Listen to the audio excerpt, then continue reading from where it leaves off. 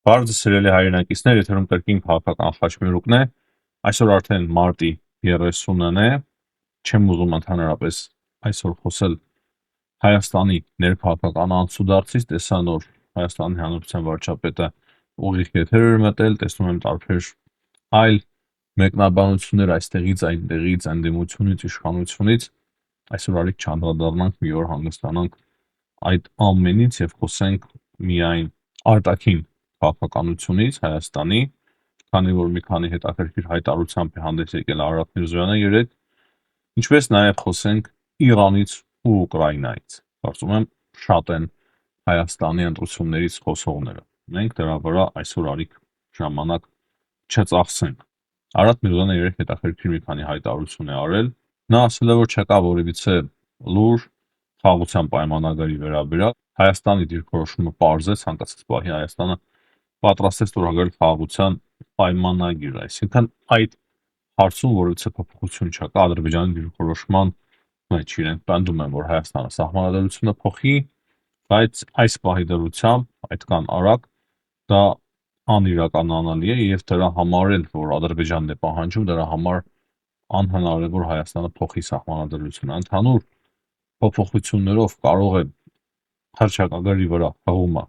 դուրս գա, բայց ես ասել եմ իմ դիրքորոշումը եւ կրկնում եմ, դա Ադրբեջանով չպետք է պայմանավորված լինի եւ մենք էլ պետք է կարողանանք թե Ադրբեջանի, դա էլ է շատ կարեւոր, թե ինքներս մեզ ապացուցել, հիմնավորել, որ եթե այդ կետը փոխվում է, ապա դա չի արվում Ադրբեջանի պահանջով։ Կրկնեմ, ինքներս մեզ էլ պետք է կարողանանք ապացուցել, համոզել, ինչպես նաև Ադրբեջանին, քանի որ հակառակ պարագայում դա մեծ խնդիրներ է ստեղծելու մեզ համար։ Լավ, թեմայից չշեղվենք, Արարատ Միրզոյանը ուղղակի ասել էր, որ այս պահի դրությամբ որևիցե նոր տեղեկություններ չկա խաղաղության պայմանագրի ստորագրման մասով։ Ինչ վերաբերում է TRIP-ին, նրա խոսքերով այս պահի դրությամբ այն փուլն է, որ կոորդինացվում են փաստաթղթերը եւ հաջորդ этаպում արդեն պետք է նոր փաստաթղթեր նաև ստորագրվեն, նոր համաձայնագրեր, որպեսզի հետո արդեն սկսվեն TRIP-ի շուրջ աշխատանքներ, բայց մենք հասկանում ենք, որ քանի դեռ Իրանում պատերազմը չի ավարտվել, շատ լուրջ ձևով դժվար թե ակտիվանա TRIP ծրագրի վերաբերյալ գործողությունները, շատ դժվար թե ակտիվանան, չնայած Ամերիկայի Միացյալ Նահանգները դրա հնարավորությունները ունի, այսինքն պատերազմը դժվար թե կարողանա լուրջ ձևով խանգարել Ամերիկայի Միացյալ Նահանգներին, բայց կարծում եմ հայկական կողմի համար շատ ավելի կարևոր է, որպեսզի այդ ծրագիրը եւ ծրագրի շուրջ գործողությունների մասին մենք վերսկսենք խոսել այս պատերազմի ավարտից հետո։ Կարծում եմ նաեւ ամերիկյան կողմի համար նույնպես դա կարևոր է։ Արարատ Միրզոյանը նաեւ անդրադարձել է Իրանին, Իրանի հետ ռազմավարական հարաբերությունների ձևավորմանը եւ շատ պարզ, հստակ, ճիշտ ձևով հասկացրել է, որ այս պահի դրությամբ դա նույնպես անիրատեսական է, նույնիսկ փոխայցեր պետք է լինեին, բայց այս պայմաններում դա չի կարող տեղի ունենալ։ Այսինքն շատ ճիշտ է,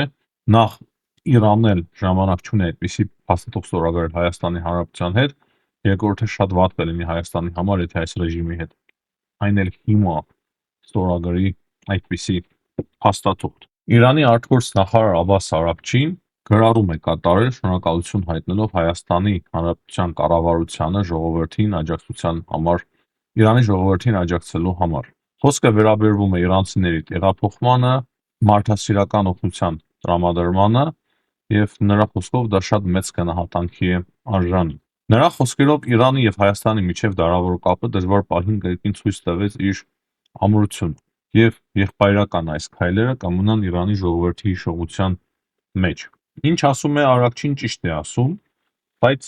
այդ ռեժիմը մեզ համար մնում է անընդունելի։ Ուղղակի Հայաստանի Հանրապետությունը, քանի որ Իրանը հարևան երկիր է եւ իրոք ժողովրդի հետ մեծ խորը կապեր ունենք, մենք հազարամյակներով ունեցել ենք այդպիսի կապեր եւ ունենք եւ Հայաստանը ճիշտ է անում, որ հումանիտար օգնություն է տրամադրում, ճիշտ է անում, որ փորձում է օգնել, բայց ճիշտ կլինի նաեւ այդ կառավարության հետ որևիցե պայմանագիր չստորագրել։ Հիմա խոսենք, թե ինչ կա պատերազմի շուրջ, բայց նախքան դա ասեմ, որ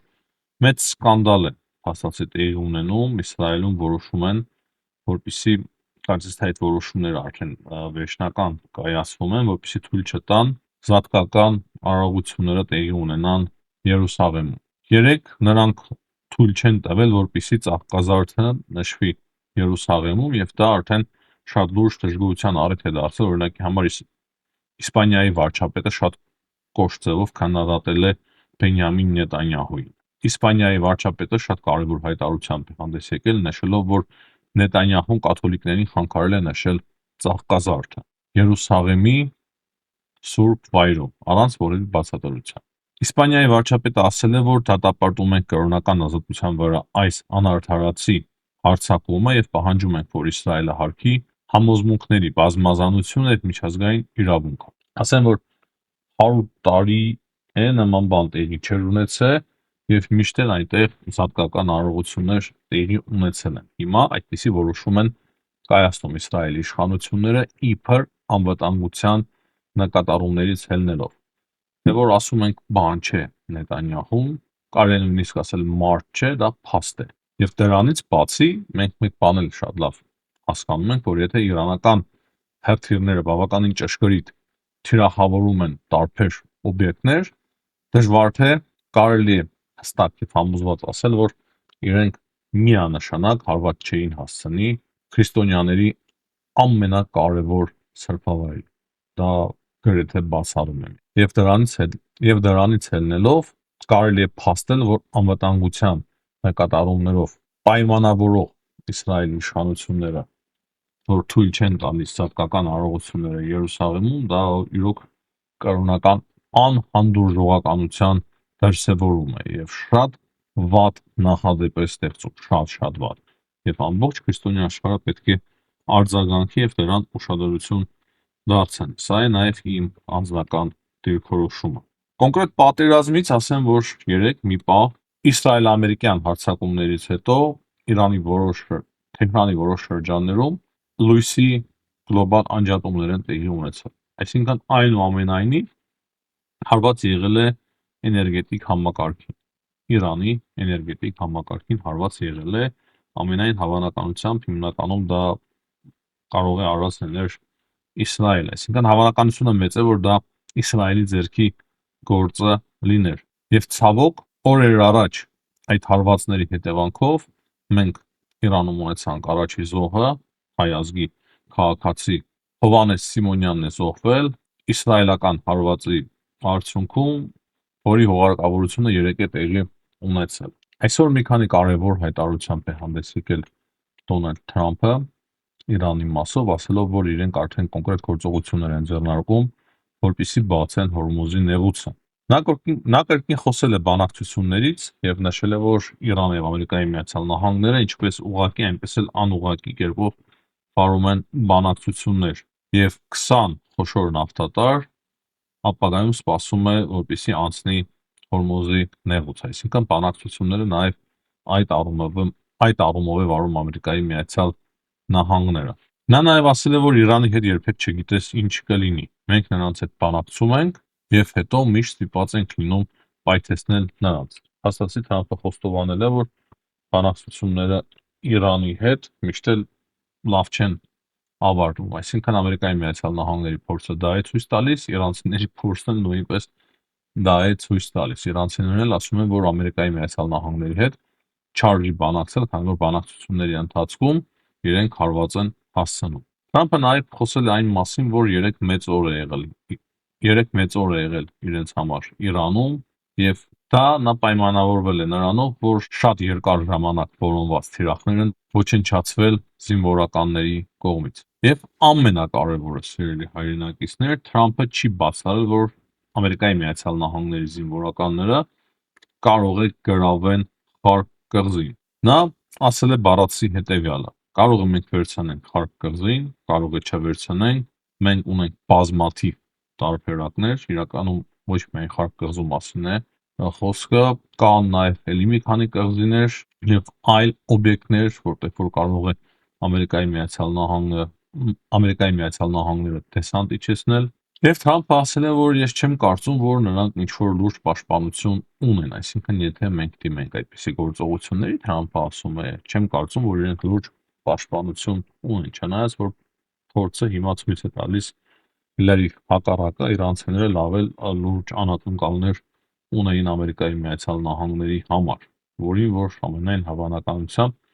Ամերիկայի Միացյալ Նահանգները չէին սպասում, բայց Թրամփը կրկնել է եւ պնդել այդ գաղափարի վրա, ասելով, որ մենք շատ հեշտ կարող ենք վերցնել այն, այսինքն Փարք կղզին, եւ դրանից հետո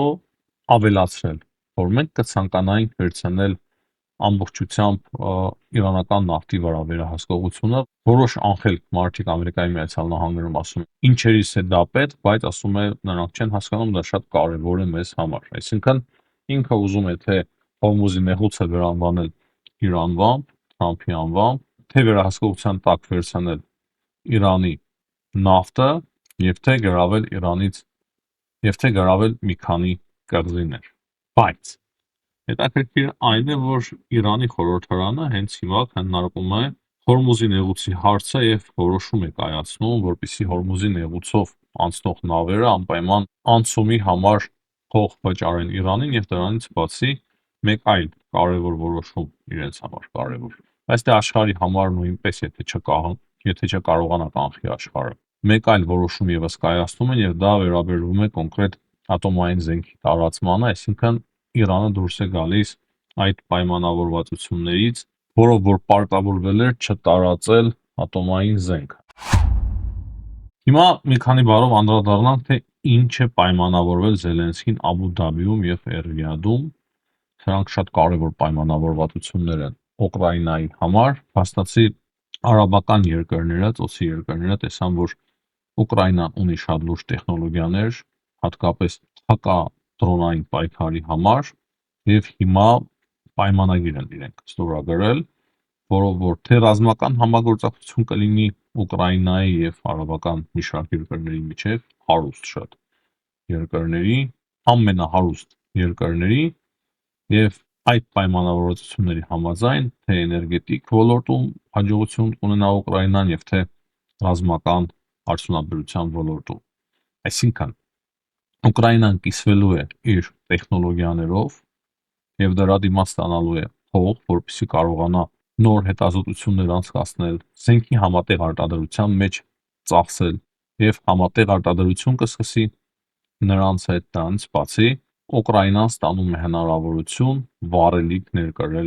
իր երկրի համար, չնայած որ Օրբանը սպառնում էր փակել ճանապարհը եւ չտրամադրել այլևս վառելիք Ուկրաինայի համար, մենք տեսնում ենք, որ Ուկրաինան կարողանում է այսպիսի հետաքրքիր եւ շատ կարեւոր իր համար պայմանավորվածություններ ձեռք բերել։ Ասեմ, որ OPEC-ի երկրները հիմնականում Ռուսաստանի Դաշնության դաշնակից, եթե չասենք, մոտավորապես դաշնակից երկրներ էին եւ այդ հարուստ արաբական երկրները, նավթ արտահանող երկրները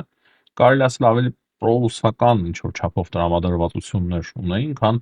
պրոուկրաինական, քանի որ Ուկրաինայից ոչինչ չունեին ստանալու, չնայած որ իրենք նաեւ Ամերիկայի Միացյալ Նահանգների դաշնակիցներն են։ Իսկ հիմա երբ որ